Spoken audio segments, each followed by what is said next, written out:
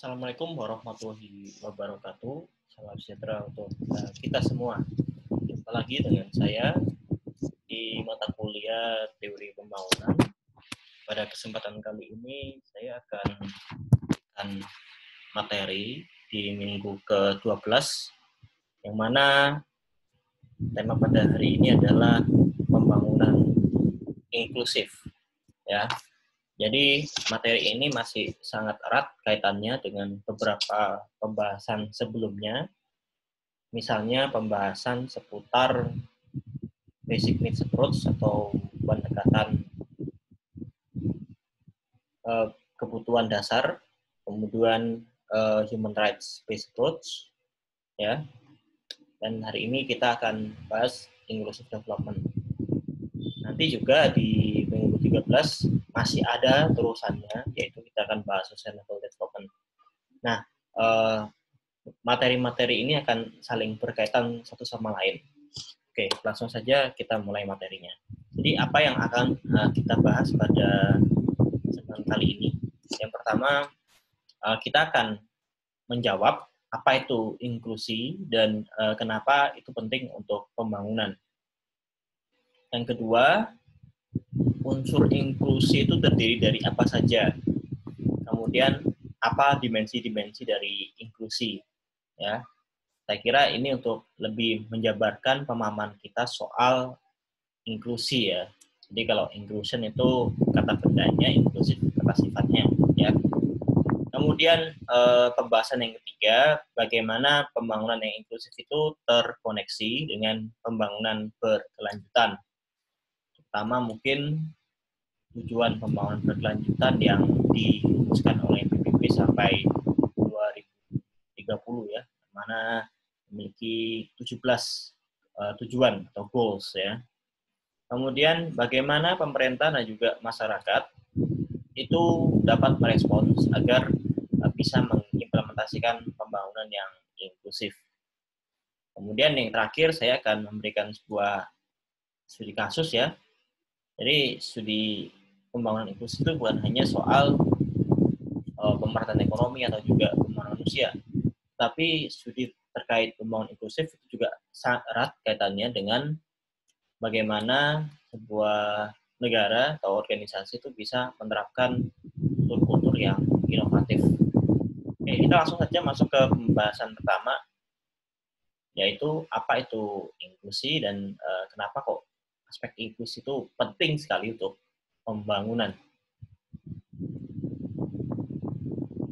Oke, yang pertama, latar belakang kenapa kok muncul agenda inklusi atau pendekatan inklusif dalam pembangunan itu karena semakin berjalannya waktu, para pemangku kepentingan di sektor pembangunan itu semakin menyadari bahwa agenda pembangunan itu haruslah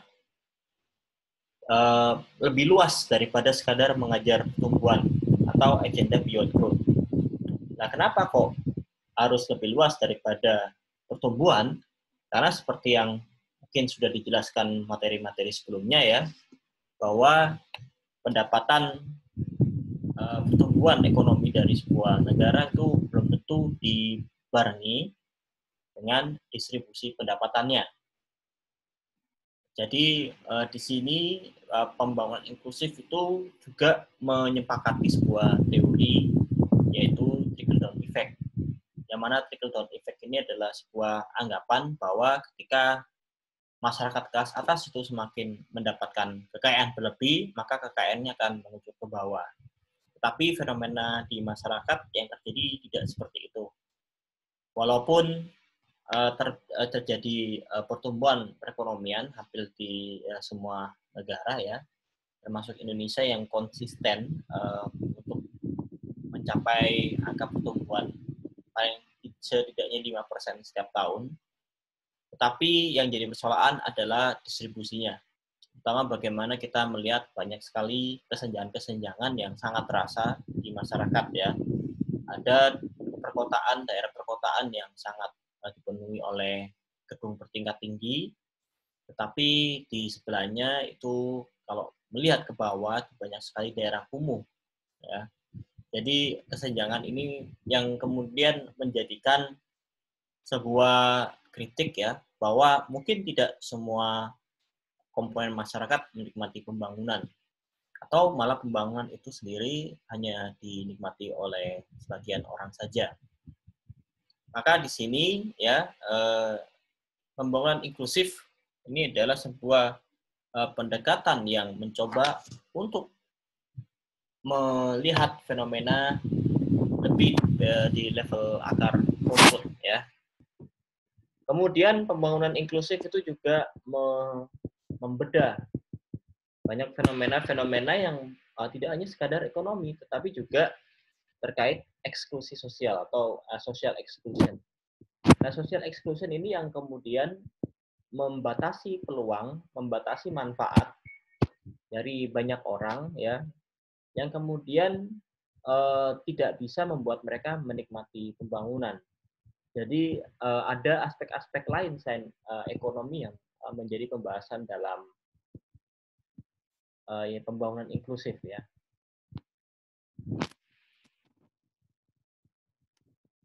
Jadi ada juga pembahasan-pembahasan lebih juga yang melihat faktor-faktor lain seperti sosial ya, seperti kultural ya. Jadi kita lihat di sekitar kita, kita ini adalah masyarakat yang cukup beragam ya, tidak hanya beragam secara pendapatan tapi juga identitas, latar belakang, pekerjaan, kepercayaan dan sebagainya. Maka dari itu pembangunan inklusif itu juga melihat adanya masyarakat-masyarakat yang termarginalkan karena sistem yang berjalan. Baik itu karena diskriminasi secara langsung ya atau tidak langsung, nanti akan saya bahas lebih lanjut. Jadi sudah saya tekankan ya bahwa pembangunan inklusif itu tidak hanya membahas perekonomian, tetapi juga di sini masih juga relevan bagi kita untuk memahami teori pembangunan sebagai kebebasan dari Amartya Sen. Ya, yang mana di sini pembangunan inklusif itu juga salah satunya berfungsi untuk tidak hanya mengurangi kemiskinan, tapi juga membangun manusia. Dan membangun manusia di sini ditekankan oleh Amartya Sen, yaitu dengan meningkatkan kapabilitas-kapabilitas yang ada di dalam masyarakat, sekaligus juga memberikan mereka kebebasan untuk terlibat dalam pembangunan. Kebebasan untuk misalnya melamar pekerjaan, ya, mengembangkan diri, ya, dan juga beraktivitas yang meningkatkan kualitas hidup dari masyarakat tersebut. Yang tidak kalah pentingnya, nanti saya juga akan menerangkan bahwa pembangunan inklusif itu juga erat hubungannya dengan agenda pembangunan berkelanjutan, karena pembangunan inklusif juga ada pembahasan soal lingkungan, ya. Karena lingkungan ini merupakan suatu hal yang sangat krusial, terutama bagi eksistensi kehidupan manusia. Oke, kita lanjut. Jadi apa itu pembangunan inklusif?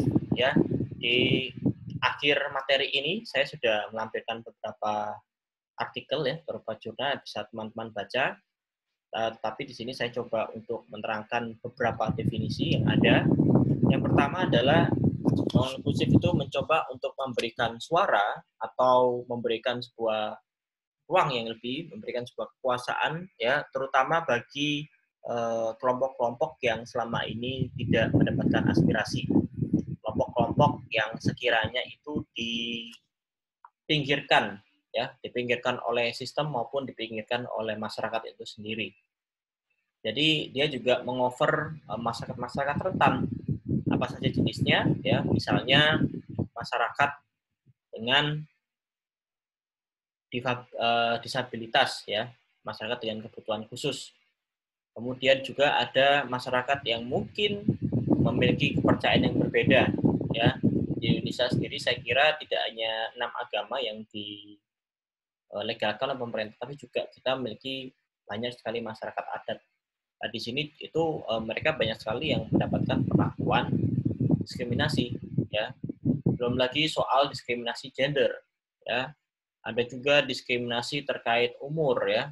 diskriminasi terkait ras, ya banyak sekali, ya sampai juga mungkin ke identitas seksual yang saat beberapa tahun terakhir cukup ramai untuk diperbincangkan. Kemudian definisi yang kedua terkait pembangunan inklusi adalah upaya untuk mendistribusikan manfaat-manfaat baik yang bersifat sosial maupun material yang diharapkan itu bisa didistribusikan dan dinikmati oleh kelompok-kelompok masyarakat yang berbeda. Jadi semakin luas pemanfaatannya, ya semakin banyak orang yang menikmati pembangunan itu semakin bagus. Kemudian definisi lain yang mungkin sedikit mirip juga adalah menciptakan sebuah lingkungan yang mana beragam masyarakat yang berbeda-beda, agamanya berbeda, pekerjaannya berbeda, sukunya berbeda, gendernya berbeda, ya mereka semuanya dapat berpartisipasi langsung, baik itu menjadi instrumen pembangunan ataupun menikmati pembangunan itu sendiri. Lingkungan yang seperti ini adalah lingkungan yang kemudian memberikan peluang yang sama untuk semua orang, ya. Jadi di sini ada sebuah rekognisi bahwa perbedaan itu merupakan sesuatu yang tidak dapat dihindari, ya, karena setiap masyarakat pastilah berbeda-beda.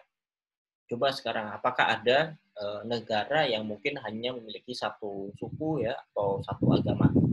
Saya kira nggak seperti itu, ya. Bahkan di negara Timur Tengah sendiri pun itu juga memiliki yang nggak dipahami banyak orang. Mereka juga memiliki agama juga selain umat Muslim, ya. Sama juga seperti di Amerika, di Eropa, apalagi di Indonesia yang jelas-jelas karena akulturasi budaya sejak zaman kerajaan, kemudian di zaman penjajahan, akhirnya kita melebur dan beginilah masyarakat kita, ya. Jadi dari ratus-ratus suku dengan bahasa, budaya, ya, maka harus ada sebuah definisi untuk kemudian memaklumi, maka perbedaan itu adalah sesuatu yang normal.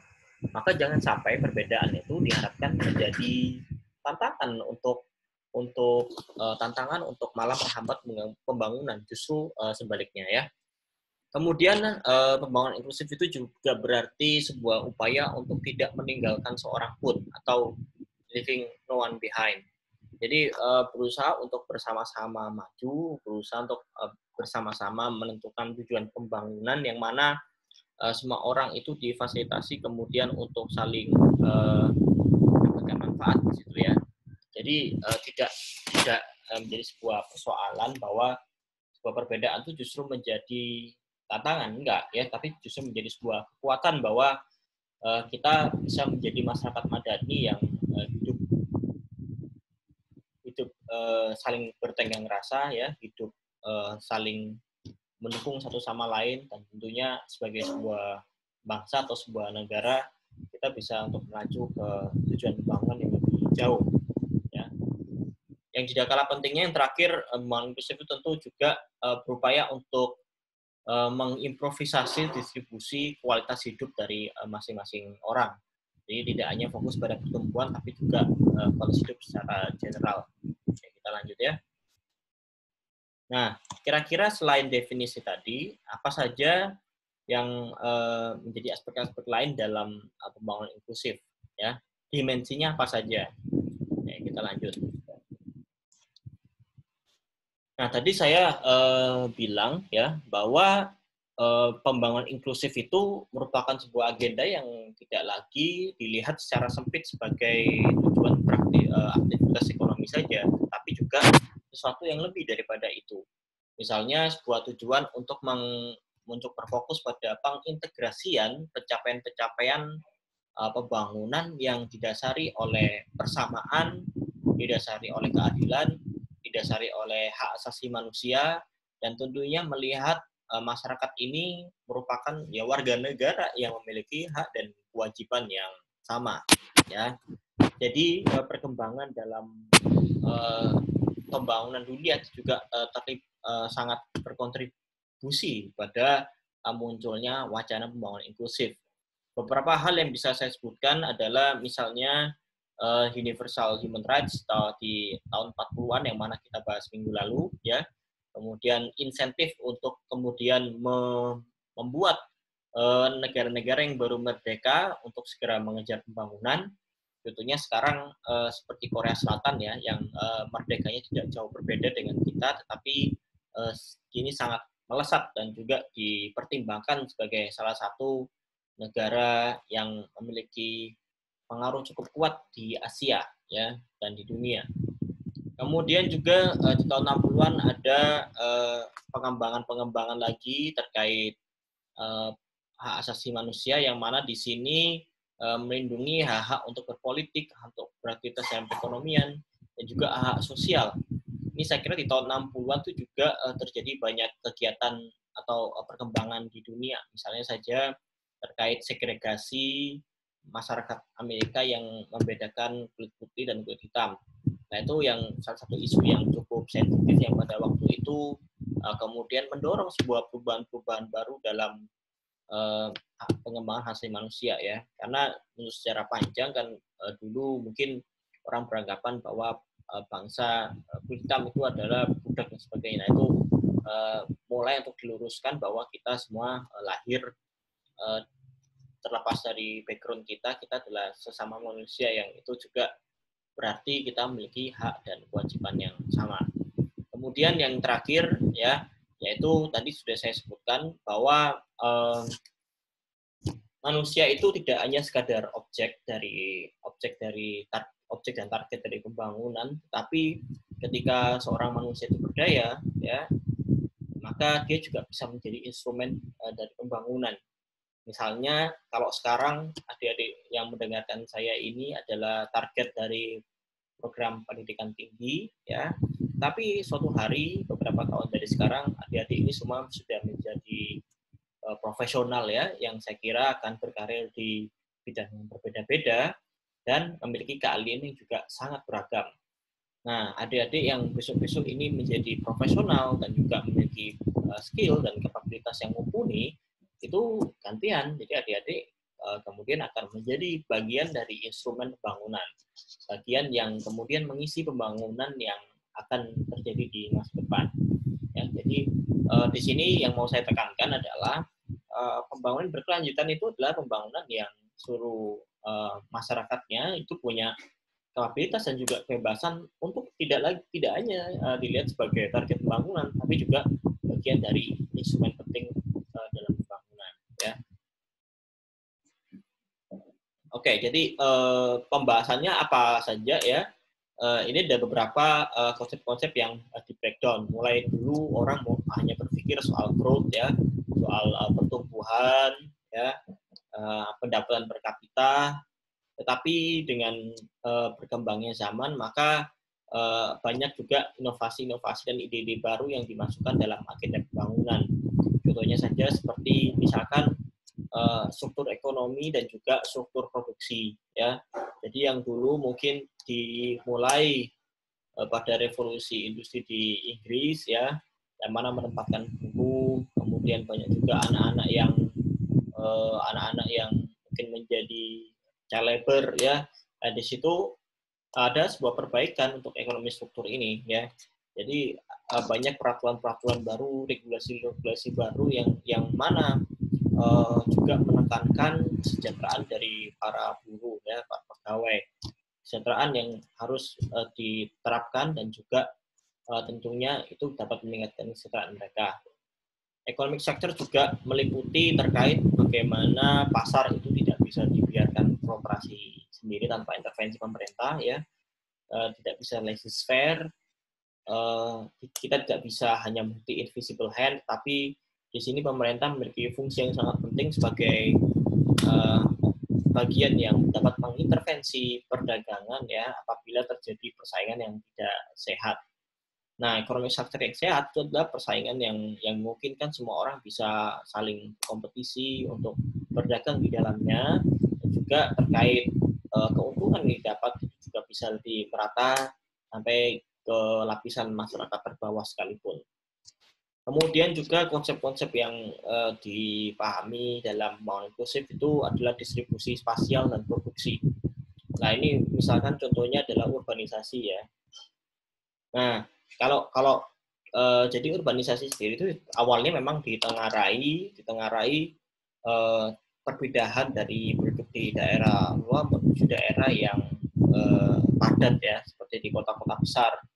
Tetapi dengan perkembangan teknologi seperti sekarang, urbanisasi ini juga semakin berubah maknanya.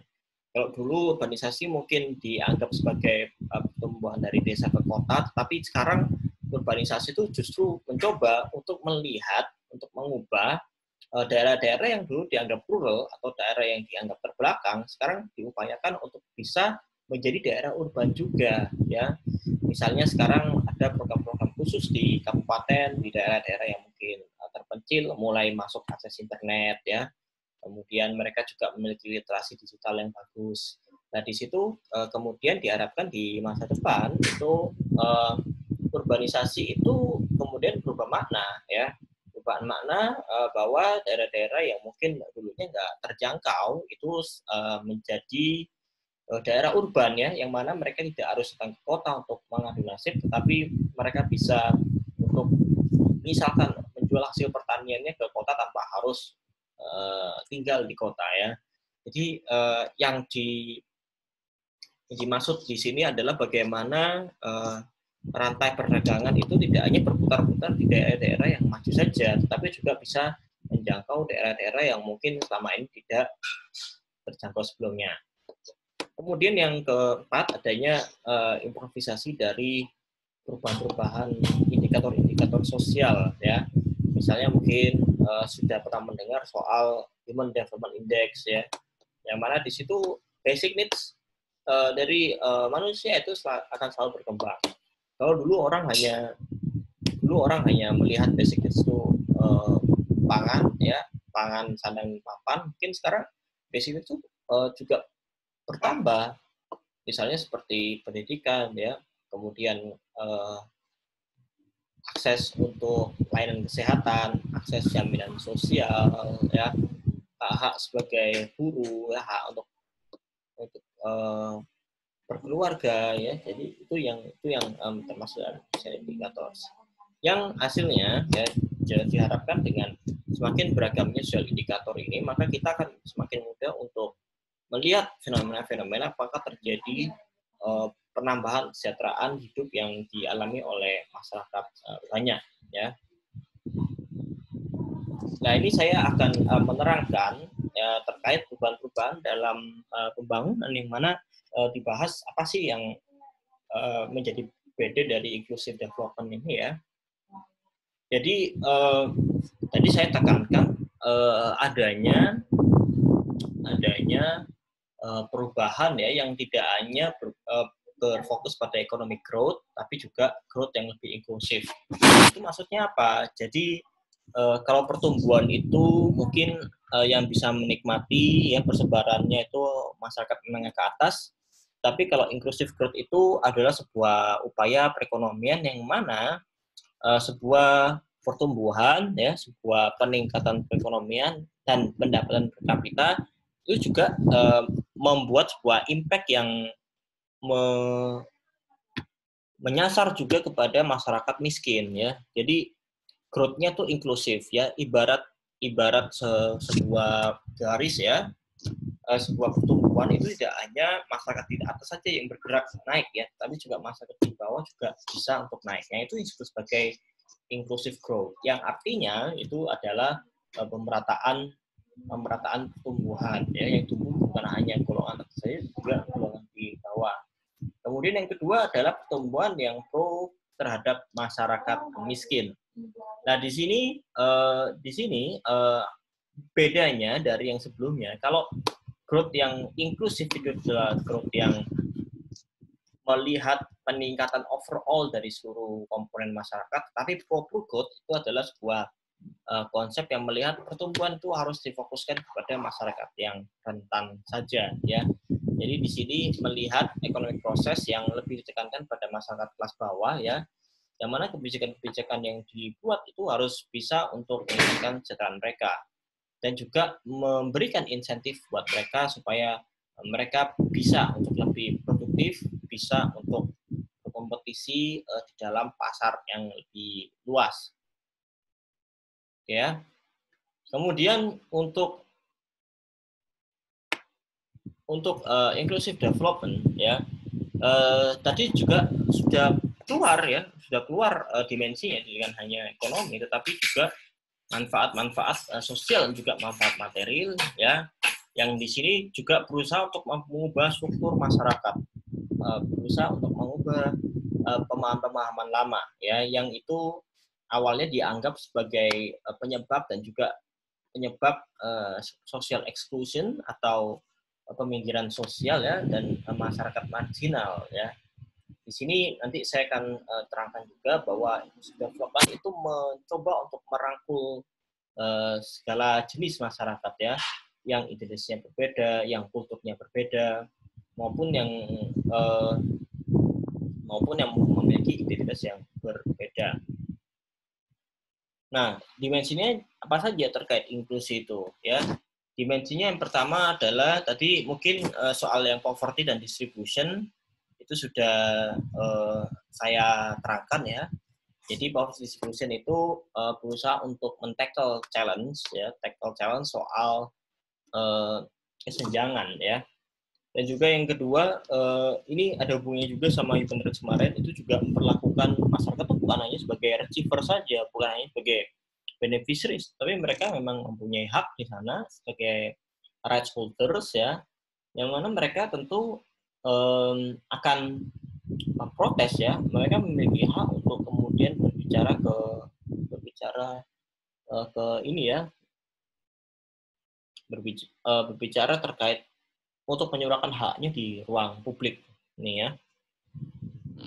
Kemudian dimensi yang berikutnya adalah social inclusion, exclusion, and participation. Nah itu apa sih? Dan di sini dimensi dari inklusi itu berusaha untuk menjawab ya, menjawab kira-kira apa saja sih yang termasuk dalam masyarakat yang diekskludkan ya. Jadi pertama adalah kita berusaha untuk menjawab siapa yang dipinggirkan ya. Dari apa mereka dipinggirkan? Mengapa dan bagaimana dan mengapa mereka dipinggirkan? Nah ini sebenarnya kita juga bisa menganalisis dari banyak perspektif terkait mencoba untuk bagi kita untuk mencoba untuk mengidentifikasi terkait masyarakat-masyarakat yang dipikirkan itu seperti apa. Nah contohnya saja paling gampangnya sekarang Anda bisa lihat KTP Anda ya, semuanya punya KTP kan karena sudah umur 20 sekian ya. Nah di situ saya coba kalian identifikasi ya data-data yang ada di KTP masing-masing. Misalkan data terkait agama, ya, terkait status perkawinan, terkait pekerjaan dan lain sebagainya ya, jenis kelamin juga. Nah ini misalkan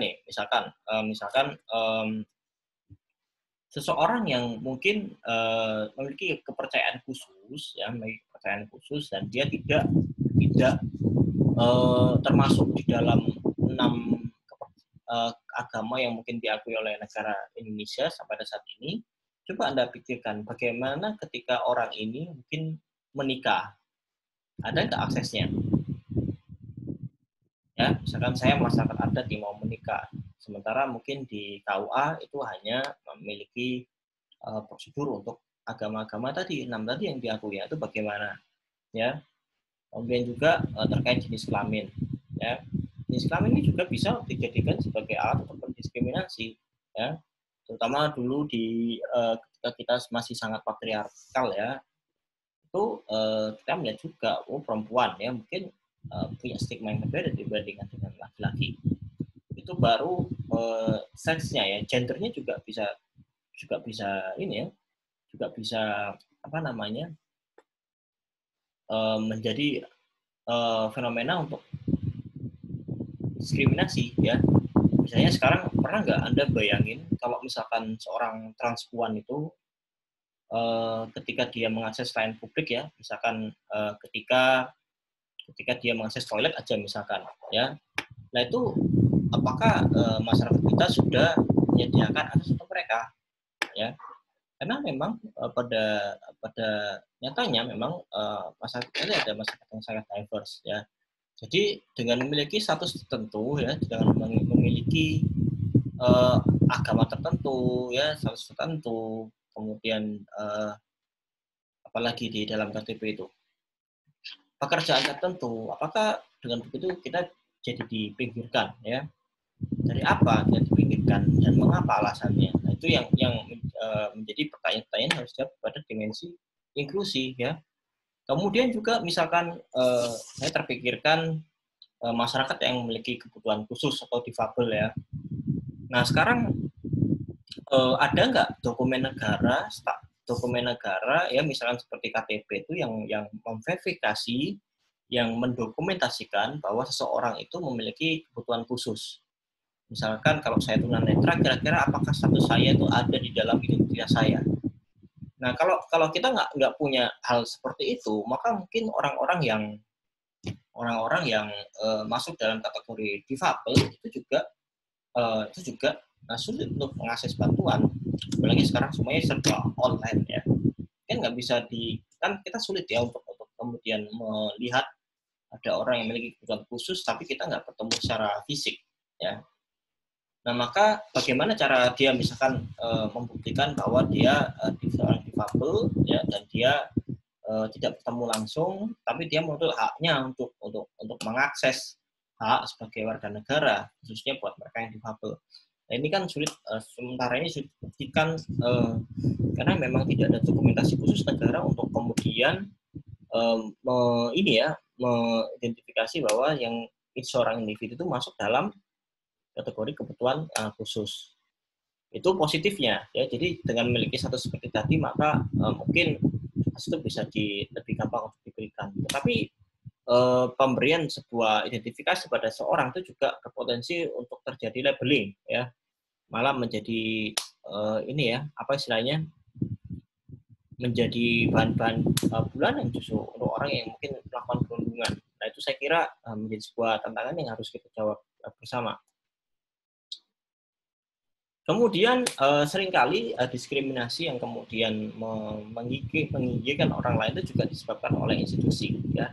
Institusi berperan sangat signifikan sekali di sini karena institusi itu memiliki aturan, memiliki kebijakan, memiliki power, ya terkait bagaimana mereka membuat sebuah perubahan atau dalam perubahan tersebut itu bisa saja ada orang yang dipinggirkan atau ada orang yang dirangkul, ya. Jadi dengan membuat aturan saja maka sebenarnya kita secara nggak langsung itu mengubah tatanan relasi sosial juga interaksi sosial. Misalnya saja kayak gini, mungkin beberapa bulan yang lalu ya kita sering ramai sekali pembicaraan terkait pelarangan cadar. Nah, cadar itu kan terlepas dari ini ya.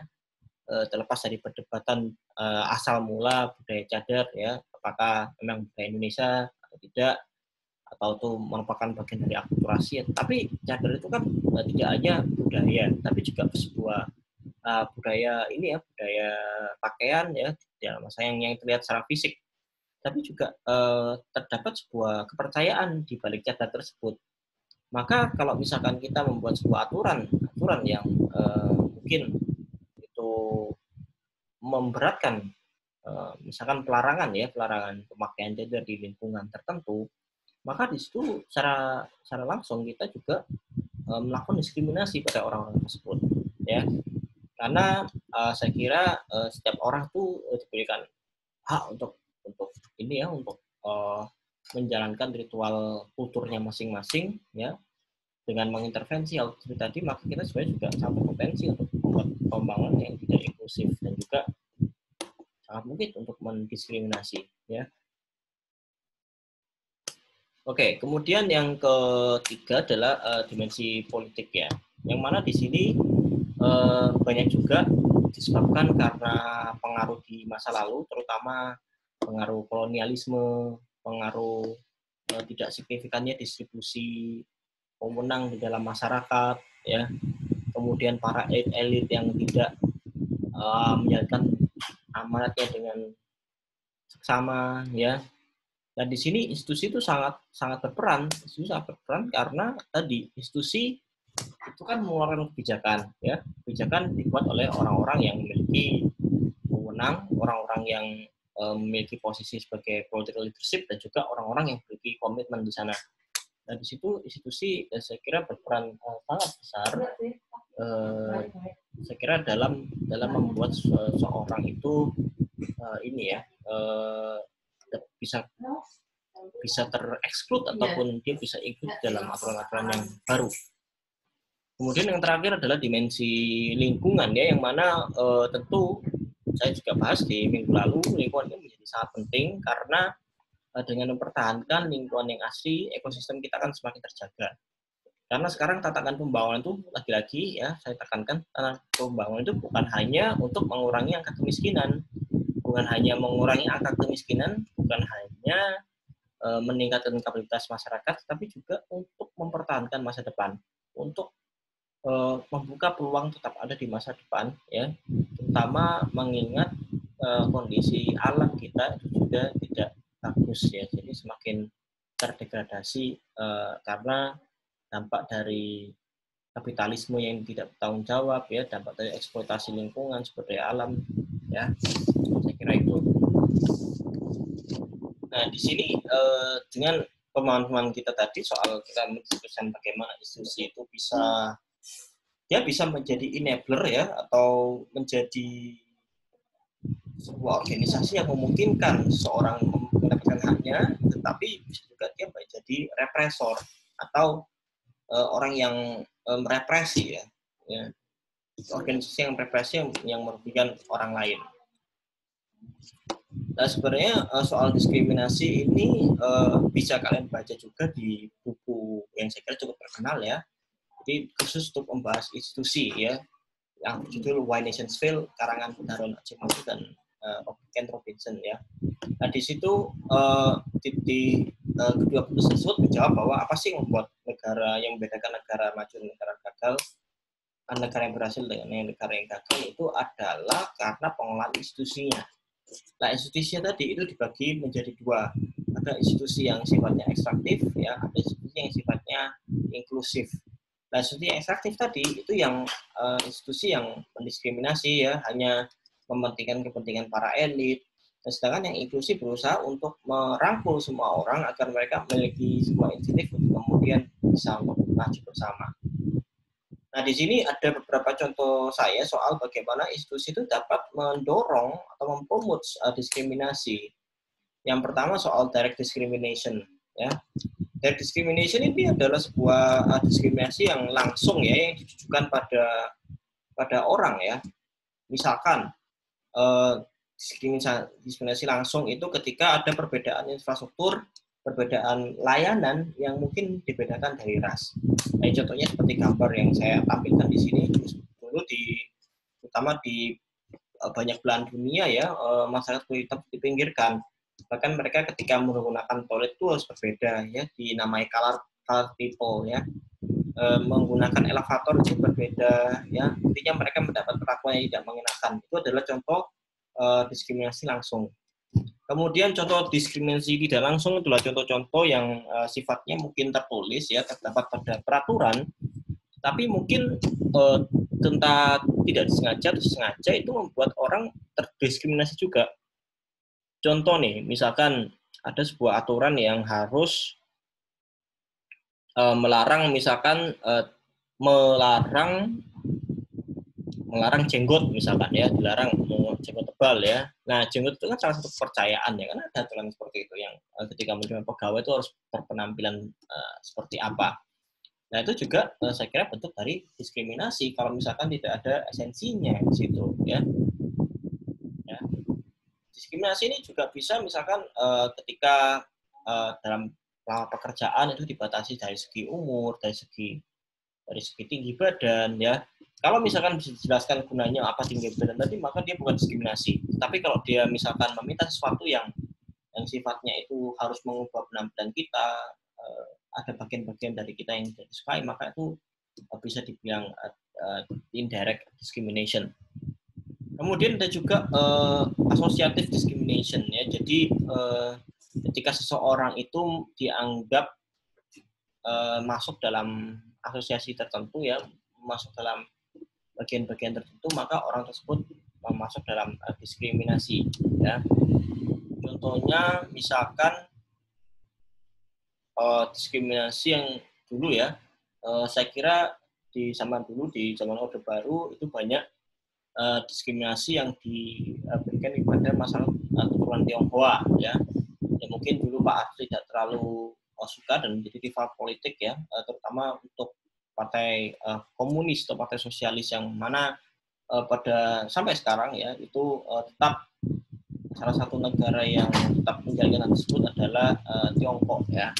Nah, itu disebut sebagai associative discrimination. Artinya kalau kita masuk dalam sebuah grup, ya, yang mana bisa diasosiasikan dengan kita, maka kita mendapatkan perlakuan yang berbeda. Contohnya ya kayak contohnya satu, ya, terkait ras, ya. Yang kedua bisa juga misalkan terkait pandangan politik juga bisa, ya. Ya, jadi ada segregasi atau pembedaan bagi orang-orang yang memiliki pandangan tertentu, itu juga nggak boleh, ya. Kemudian yang keempat adalah diskriminasi yang disebabkan oleh persepsi. Nah, misalkan persepsi ini seperti apa? Misalkan ada mungkin masyarakat transpuan, ya, atau masyarakat yang mungkin memiliki gender yang orientasi seksual yang berbeda, kemudian mereka melakukan tes HIV misalkan. Nah, itu kan bentuk diskriminasi juga, ya, dianggap buruk karena adanya persepsi. Ini saya kira juga terjadi di era pandemi sekarang, ya, corona, ya, yang melihat bahwa mungkin orang yang terkena kasus positif itu orang yang jorok, ya, atau orang yang dapat menularkan orang lain sehingga terjadi banyak penolakan pemakaman, atau saya juga pernah dengar ada masyarakat yang positif kemudian keluarganya dijauhi. Nah, itu kan sesuatu yang disebabkan oleh persepsi, ya. Nah, kemudian yang kelima itu bentuk diskriminasi itu adalah bentuk yang langsung kepada orangnya, ya. Misalkan seperti perundungan, bullying, saya kira teman-teman juga memahami apa itu perundungan, ya. Kemudian harassment atau perlakuan tidak mengenakan, ya, bisa karena gender, bisa karena tadi identitas yang lekat pada diri kita. Nah, saya kira itu ini bisa dipelajari lagi dengan membaca langsung. Nah, sekarang kita hubungkan apa hubungannya pembangunan inklusif itu dengan pembangunan berkelanjutan. Nah, ini saya mengambil sebuah studi, ya, dari Joyita Gupta dan teman-temannya tahun 2015. Nah, jadi pembangunan inklusif ini menurut Joyita Gupta itu adalah sebuah cara kita untuk sedikit melawan dominasi dari kapitalisme neoliberal. Di sini pembangunan yang inklusif itu juga melihat 3P, yaitu people, planet, and profit, ya. Yang mana di satu bagian itu melihat perekonomian sebagai fokus, ya, di sebelah sini. Sementara di bagian lain itu melihat society atau people, ya, dan di bagian yang selanjutnya itu adalah environment atau planet. Nah, di antara untuk membuat sebuah agenda pembangunan inklusif, maka kita harus menghubungkan ketiga hal tersebut. Jadi misalkan apa hubungannya perekonomian dengan masyarakat. Nah, tadi salah satu ide yang diharapkan muncul, ya, jadi bukan perekonomian yang sifatnya eksklusif, tetapi perekonomian yang inklusif. Nah, perekonomian inklusif tadi masuk dalam kategori inclusive growth, ya, yang mana pertumbuhannya tidak hanya terjadi di masyarakat lapisan kelas atas, tapi juga masyarakat kelas bawah, ya. Syukur-syukur juga ada upaya untuk pro-growth, ya, pro-poor growth, ya. Jadi pertumbuhan yang fokus yang pro terhadap masyarakat miskin, yang mana mereka diberikan insentif yang lebih, diberikan keringanan untuk membayar pajak, diberikan bantuan dan sebagainya. Kemudian yang kedua, apa hubungannya society dengan environment? Ya, yaitu tadi, ya, yaitu masyarakat yang hidup dengan menerapkan prinsip-prinsip yang ramah lingkungan, ya. Yang seperti kita tahu sekarang di era industrialisasi seperti ini, saya kira banyak produk-produk yang tidak ramah lingkungan, ya. Nah, mereka mencemari, mengeluarkan limbah, mencemari sungai, kemudian membuat kebakaran hutan, ya. Saya kira yang tidak sustainable itu juga harus diganti, dan itu mendukung dukungan dari masyarakat. Sementara itu, hubungan ekonomi dengan environment ini juga erat kaitannya terkait upaya-upaya untuk membuat green economy. Jadi sebuah agenda baru yang mana fokusnya tetap pada perekonomian, tetapi perekonomian yang hijau, perekonomian yang tidak mencederai lingkungan lebih jauh, ya. Jadi itu yang saya kira menjadi penting, ya, yang dihubungkan kepada ketiganya ini, ya, yang mana akan membentuk ide studi yang inklusif, ya, pembangunan inklusif. Karena di sini ada aspek lingkungan, ya, ada aspek untuk planet, ya, ada perbandingan konsep green economy dan green society, maka niscaya agenda-agenda seperti ini itu akan bisa untuk membuat kita fokus pada masa depan, yang mana masa depan ini kita diharapkan untuk pembangunan yang sustainable. Nah, kemudian pertanyaan bahasan berikutnya adalah bagaimana pemerintah dan masyarakat itu bisa merespon dan untuk mengimplementasikan pembangunan inklusif. Masih di paper yang sama, saya kira paper ini sangat bagus sekali, teman-teman harus baca nanti, ya. Nah, di sini pembangunan inklusif itu juga dijabarkan lebih luas, ya, oleh Gupta dan teman-temannya tentang bagaimana ada 3 core ide, ya, 3 core ide untuk bisa menciptakan keberlanjutan dari pembangunan yang inklusif ini. Nah, misalkan yang pertama adalah enhance well-being, ya. Fokusnya untuk enhance well-being, baik itu yang bersifat material, bersifat relasional, kognitif, dan juga bersifat yang ramah lingkungan, environmental security. Nah, dengan meningkatkan well-being di sini, ya, well-being di sini kita akan bisa untuk juga mempromosikan keberlanjutan, ya. Jadi well-being yang tidak egois, well-being yang saya kira tidak hanya fokus pada diri sendiri, pada manusia, tapi juga pada alam secara luas, yang meliputi juga kelestariannya, meliputi juga dengan flora faunanya yang tentu sumber daya alam, ya, yang tersedia di planet ini, ya, itu juga tetap bisa dinikmati oleh generasi kita di masa depan. Nah, di sini itu bisa dibantu dengan beberapa adopsi dari instrumen-instrumen tata kelola pemerintahan yang saya kira yang saya kira akan membantu. Misalnya instrumennya apa? Instrumennya bisa terkait regulasi, ya. Instrumennya bisa terkait manajemen perekonomian, manajemen teknologi, ya, sebuah kerjasama, ya, banyak yang bisa dimanfaatkan di sini.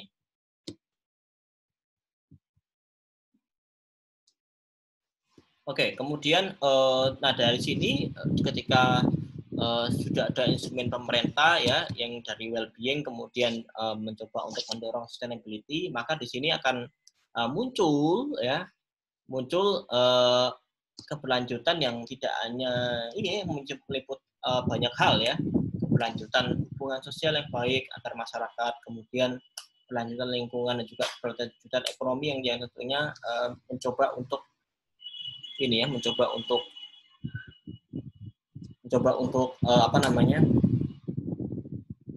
menjaga agar perekonomian itu tetap berjalan, ya, dan distribusinya itu diharapkan bisa untuk mengurangi kesenjangan.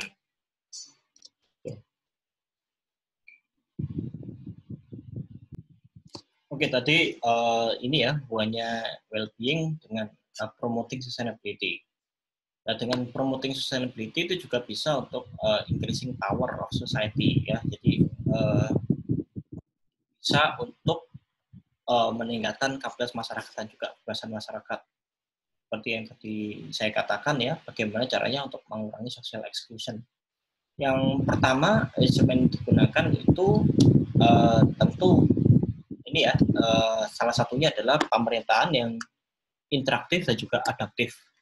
Nah, di sini yang interaktif itu dijadikan seperti apa? Misalnya dengan adanya regulasi-regulasi yang relevan, ya, yang memungkinkan terjadinya pengurangan diskriminasi dalam aturan-aturan yang tidak lagi relevan, ya, ataupun juga memberikan sebuah aturan-aturan baru yang justru mendukung inklusivitas. Kemudian juga partisipasi, ya, membiarkan masyarakat partisipasi, memberikan masyarakat misalkan berserikat, mau mengemukakan pendapatnya, ya. Kemudian juga adanya akuntabilitas publik, yang mana tentu ini harus dilaporkan secara reguler, ya. Mungkin teman-teman yang sudah mendapatkan materi soal ini ya soal akuntabilitas itu tiap tahun mereka harus mengerjakan yang namanya LAKIP ya, laporan akuntabilitas kinerja institusi pemerintah. Kemudian mendorong adanya persamaan ya, mendorong adanya persamaan antara warga negara. Kemudian ada juga soal bagaimana saling menghormati hak asasi manusia. Dan tentunya di sini membiarkan banyak orang kemudian ini ya mengakui bahwa setiap masyarakat itu tentu memiliki perbedaan yang tidak dihindari. Justru perbedaan itu harus dijadikan sebuah kekuatan, bukan malah menjadikan perbedaan itu sebagai sebuah halangan ya. Nah di sini dengan merekognisi perbedaan-perbedaan ini, saya kira kehidupan masyarakat itu juga akan semakin menjadi lebih tentram ya, tentram sejahtera ya. Karena di sini justru ketentraman ini justru akan mendukung perekonomian ya, mengurangi kriminalitas, mengurangi diskriminasi ya. Jadi kalau semua orang dapat partisipasi ya, dapat partisipasi dalam program-program pembangunan, saya kira justru itu akan menjadikan kita pada ujung-ujungnya ya dapat ini memajukan perekonomian, meningkatkan pertumbuhan ya.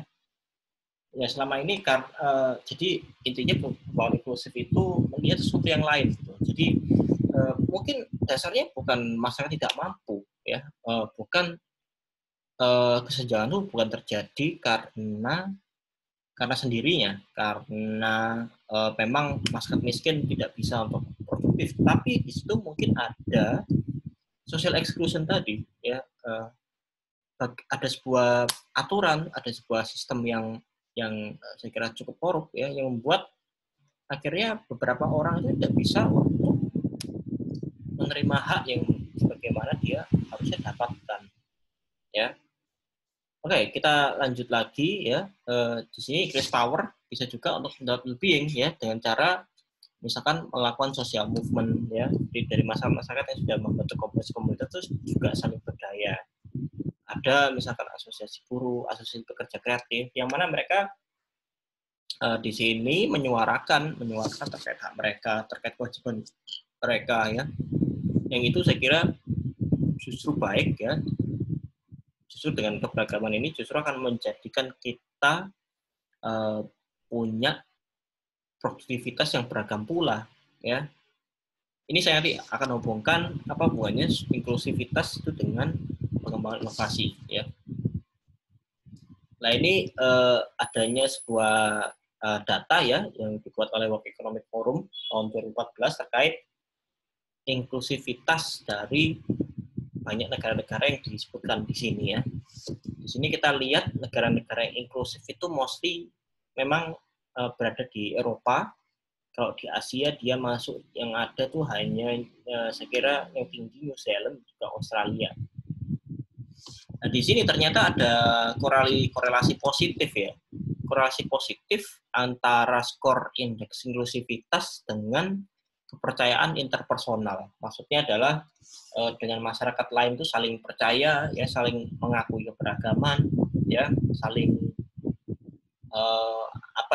tidak mendiskriminasi ya. Yang mana skornya itu bisa dilihat di sini ya, semakin ke atas tuh semakin baik, sementara skor indeks inklusivitas itu semakin kanan juga semakin baik. Maka di sini bisa kita lihat Norwegia yang berada di posisi paling atas itu adalah negara yang dinilai indeks inklusinya paling tinggi karena budaya masyarakatnya juga trust terhadap interpersonal itu juga tinggi ya. Sementara kita lihat juga negara-negara yang masuk outlier ya, saya kira Indonesia agak sedikit ini ya. Jadi secara inklusif masih berada di level menengah ya, secara trust juga masih level menengah. Yang kita lihat di sini juga banyak juga negara-negara yang saya kira secara lokasi itu yang trustnya rendah dan juga indeks inklusivitasnya rendah itu ternyata banyak di Sub-Sahara Afrika ya. Ya, jadi ini yang jadi mungkin concern tadi mungkin di pertemuan awal tadi yang saya bilang bahwa perbedaan-perbedaan ini yang lama-lama membuat polarisasi pemikiran kita yang membedakan antara negara maju negara berkembang ya. Kemudian the north and the south ya, the west and the rest. Nah, itu yang saya kira itu yang harus ingin kita ubah ya. Jadi ya memang di sini bisa kita lihat bahwa memang kondisi negara-negara yang inklusif itu saya kira secara perekonomian juga akan semakin maju ya. Jadi semakin inklusif justru malah semakin maju, bukan malah semakin mundur. Ya, ini yang saya kira mungkin tidak dipahami oleh politisi-politisi sekarang seperti Donald Trump ya, yang melihat bahwa keberagaman itu justru merugikan.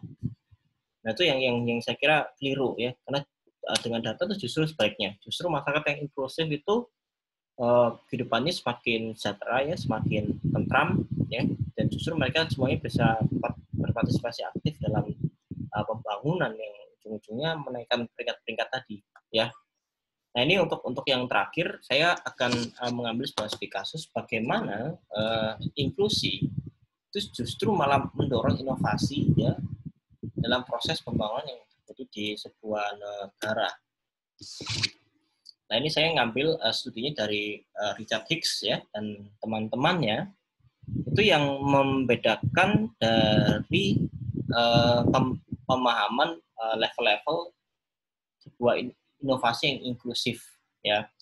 Nah, inklusif ini dia bedakan menjadi 6. Yang pertama adalah inclusion of intention, inclusion of consumption, inclusion of impact, inclusion of process, inclusion of structure, dan post-structural inclusion. Ya. Nah, ini maksudnya seperti apa? Mungkin saya sedikit jelaskan ya. Jadi sebuah masyarakat yang inovatif itu didasari oleh adanya sebuah ide-ide ya, ide-ide baru, yang mana sebuah ide baru itu tidak lahir dari orang-orang yang sudah memiliki posisi, atau hanya bisa dikeluar ide itu hanya bisa keluar dari masyarakat yang elit. Tapi ide itu bisa berasal dari semua orang, terlepas dari latar belakangnya ya. Jadi yang pertama adalah inclusion of intention, memberikan sebuah intensi bahwa ide itu bisa lahir dari mana saja. Kemudian yang level kedua adalah inclusion of consumption. Jadi kalau kita memiliki sebuah ide, kan nanti ide itu kemungkinan besar dapat menjadi sebuah pengetahuan, bisa menjadi sebuah produk, yang mana produk-produk dan juga pengetahuan ini bisa digunakan. Ya, jadi di sini adalah ketika semua orang itu mengonsumsi, dalam arti mereka menggunakan ide-ide yang berasal dari banyak orang, berasal dari semua orang ya, maka konsumsinya ya, dengan mengonsumsi itu maka impact-nya akan semakin luas ya.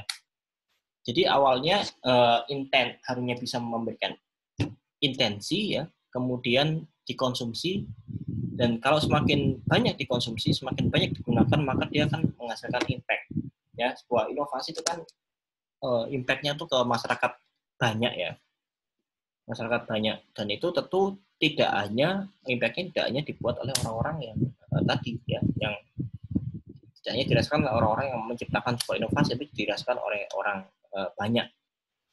Nah, inklusi yang keempat adalah inclusion of process. Jadi ketika semua orang tuh bisa memberikan sebuah ide ya, dan semua orang juga bisa untuk merasakan impact-nya, maka intensi ini naik level ke proses. Maksudnya adalah ketika orang-orang tadi itu bisa masuk dalam sebuah proses ya, masuk dalam sebuah proses yang mana proses tadi ini juga lagi-lagi proses itu kan kadang sesuatu yang tidak partisipatif ya.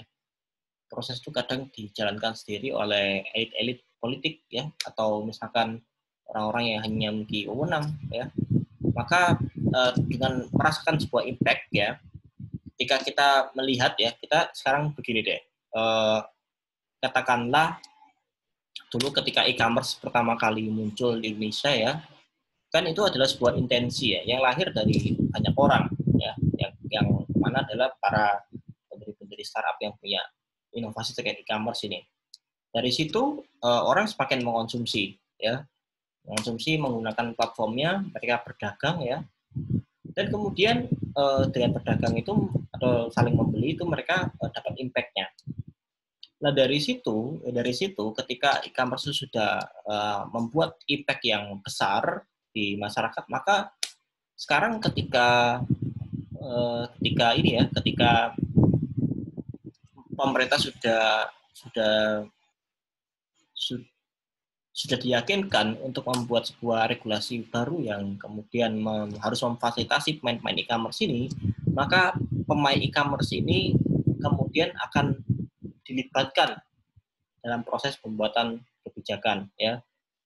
Jadi kita lihat sekarang kan banyak sekali CEO-CEO yang mungkin sudah bertemu dengan Pak Presiden, ya, sudah dilibatkan dalam beberapa banyak proyek, yaitu karena pada awalnya mereka hanya muncul dari intensi, mereka bikin produk, ya, dan itu dikonsumsi beberapa orang, makin banyak, memberikan impact, maka di situ mereka masuk dalam proses.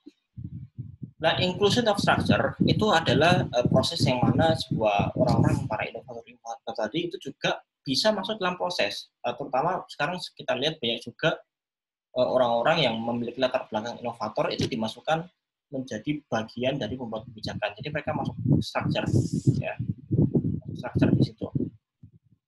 Nah, di situ saya kira ketika sudah masuk structure, mereka tentu juga bisa untuk memberikan opsi-opsi kebijakan yang dapat menguntungkan mereka, ya, dapat menguntungkan, saya kira menguntungkan orang-orang yang juga bisa mengembangkan ini tadi, bisa mengembangkan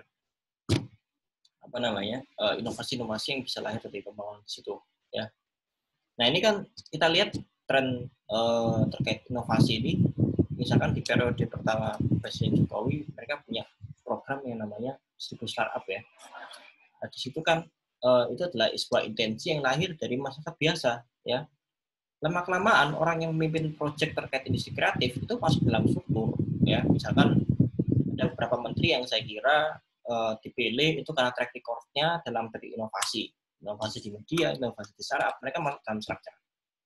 Ya, jadi semakin tinggi inklusinya tuh semakin besar juga peluang bagi para inovator untuk masuk dalam struktur pemerintahan, masuk dalam proses kebijakan, ya, yang pada akhirnya mereka mempunyai power untuk melahirkan kebijakan-kebijakan yang saya kira lebih memberikan insentif dan mendorong inovasi yang lainnya juga, ya. Oke, lanjut. Ini juga ada studi juga dari Richard Hicks, ya. Bagaimana dia juga memberikan contoh soal inklusivitas dalam bidang pengetahuan, ya.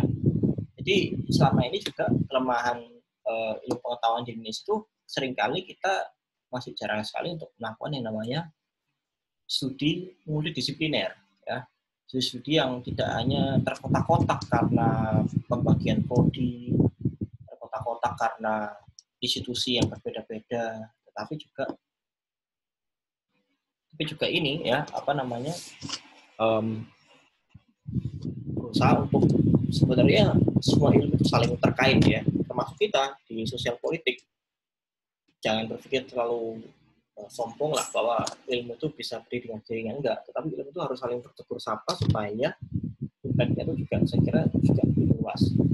Nah, ini ada sedikit contoh bagaimana pertemuan antara innovation studies itu bertemu dengan development studies.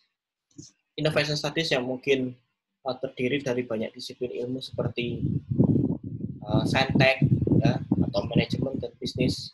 Sementara development studies yang mungkin lebih ke sosial. Nah, di situ ketika mereka bergabung, ya, yang ini juga dalam sebuah contohnya ini difasilitasi oleh disiplin ekonomi, ya, maka di sini pembuatan inovasi-inovasi, ya, penelitian terkait inovasi itu digabungkan dengan studi pembangunan. Jadi orang-orang yang menciptakan sebuah alat baru, mesin-mesin baru tidak hanya mempertimbangkan dari segi bisnis saja, dari segi ekonomi saja, tapi dengan perspektif sosial, ya, yang mana di sini mewakili development studies, maka timbullah sebuah inclusive innovation studies. Jadi pembuatan studi inovasi yang bersifat inklusif, yang mana tadi masuk dalam level ini, ya. Jadi yang awalnya hanya intensi, ya, kemudian dari situ karena inklusivitas itu dikonsumsi banyak orang, melahirkan impact yang besar, mereka bisa masuk proses, ya, masuk struktur, dan akhirnya menjadi sebuah budaya, masuk di struktur, ya, sesuatu yang sudah menjadi new normal, ya. Setiap orang bisa melahirkan ide seperti itu. Oke, jadi ini beberapa kesimpulan saya dari pertemuan hari ini. Jadi harusnya pembangunan itu adalah sebuah agenda yang tidak hanya membicarakan soal pertumbuhan saja, Karena di sini ada beberapa isu-isu yang saya kira itu justru menimbulkan kesenjangan, yang mana bukan hanya didasari oleh faktor ekonomi saja, tapi juga faktor sosial, faktor politik, ya, adanya isu terkait sustainability, ya. Jadi maka kita butuh yang namanya pendekatan inklusif. Nah, pembangunan inklusif itu berusaha untuk mentransformasi dari yang awalnya hanya fokus pada economic growth menjadi inclusive growth, menjadi pro growth, dan sampai akhirnya menambah inclusion in development. Jadi memperluas jangkauan terkait apa yang sebenarnya menyebabkan masyarakat itu termarginalkan, terpinggirkan, ya. Ya, tadi saya sudah banyak menyebutkan contoh ya terkait diskriminasi, terkait aturan-aturan yang membatasi, ya, yang membuat orang akhirnya nggak punya capabilities freedom untuk mengembangkan dirinya sendiri.